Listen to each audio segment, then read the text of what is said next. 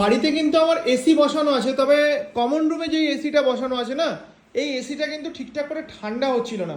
TV দেখতে দেখতে খেতে খেতে যে এসিটা আমরা চালাই, তো দাদা কি হয়েছিল মেনলি?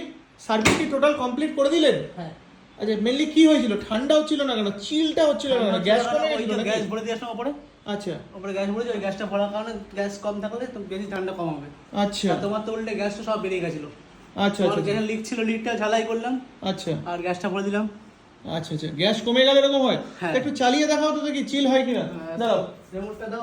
আচ্ছা, রিমোটটা কোথায় গেল? রিমোটটা ওটা নিয়ে গেছে মনে হয় এখানে। এই যে রিমোট।